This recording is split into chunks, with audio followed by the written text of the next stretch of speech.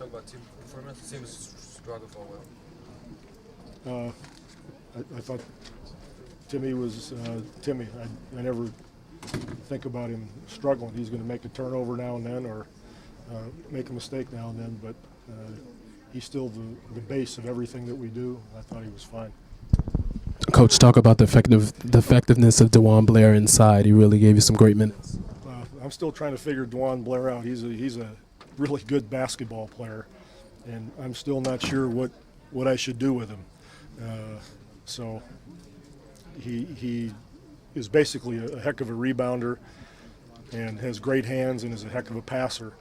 And he's starting to feel his oats a little bit on offense, and the guys are starting to feel comfortable throwing in the ball once in a while. But he does things every night that surprise me because I really don't know him that well.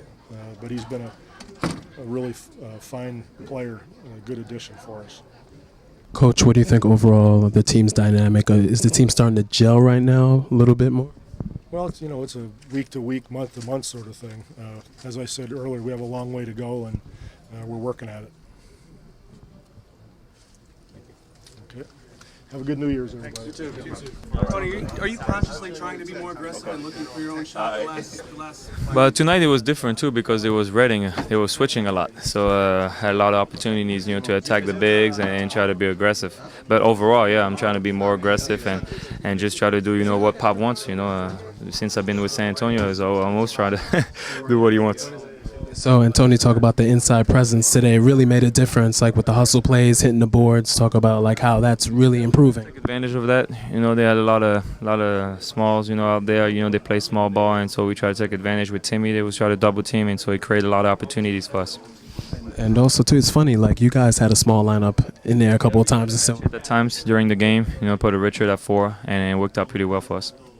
You guys roll in at 3:30, 4 o'clock in the morning, second out of a back-to-back. Do you wonder how the guys are going to respond, how much energy you might have? Oh, definitely. You always like try to think, how you're going to react on back-to-back. Back-to-back is always tough, and so that's why every time you can get one, it's a great win.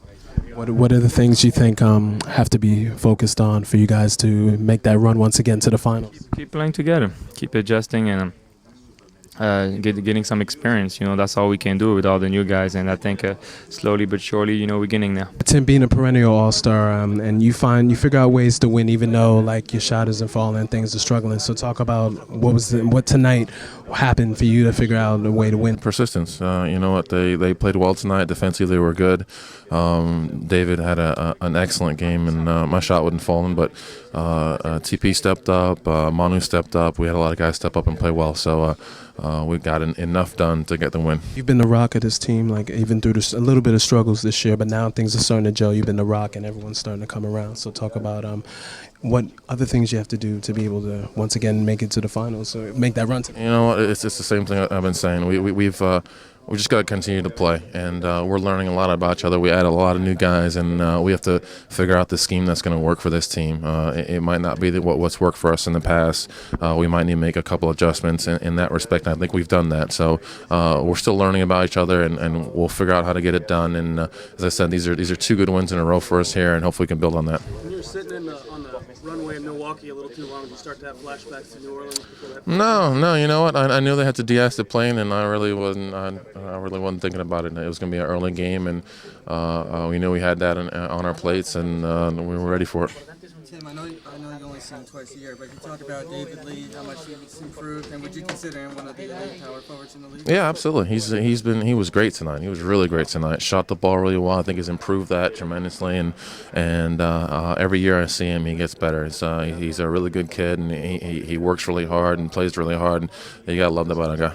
Talk about the process of DeJuan Blair, being able, like he playing 35 solid minutes and having double-digit rebounds tonight. Yeah, he's done that for us the last couple of games, and that's one thing he can do. He can rebound that ball, and he's finding his way on the offensive end down there. He's finding spots and he's shown us that he can finish plays on the inside. So we'll continue to develop him, and he'll continue to learn and grow. Hello, welcome to So Much to Talk About here at the aftermath of the Spurs victory over the Knicks. My pleasure to have one of the most dynamic power forwards over the past decade, Mr. Antonio McDyess. Thank you for having me. Indeed. How's it feel to be part of a contender, and you guys are really starting to gel right now, and you guys are, I would say, the second best team in the West for sure. It's been great. It's a lot of different faces. So, it's a new team, new faces. It's going to take a while to just get used to everything. But so far, we're just trying to move into that race to be one of the best teams in the league. But so far, things been going slow. But I think we'll be there at the end. One more question for you. Your tenacity, you've been going through so many knee troubles and still been effective in this league. Share your lessons for the audience on how to deal with adversity. Yeah, my career could have been over a while back. I had a lot of injuries. I was an athletic guy who used to love to jump and dunk. But after my injuries, I just try to reform my game into beating guys off of smarts, wisdom, and when I go out there, I just had to change my game, and then it come with old age. Then you just kind of beat guys off of wisdom, and I've just been doing that, and just been blessed to be still in the league this long.